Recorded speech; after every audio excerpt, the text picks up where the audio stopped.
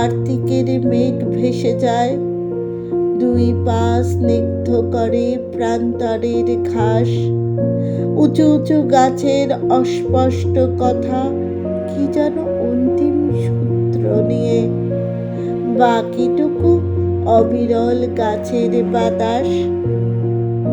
চিলের ডানার থেকে ঠিকরিয়ে রোদ চুমুর মতন চুপে মানুষের চোখে এসে পড়ে, শত টুকরোর মতো ভেঙে সূর্য ক্রমে আরো স্থিরতর হতে চায় নদীর ভিতরে।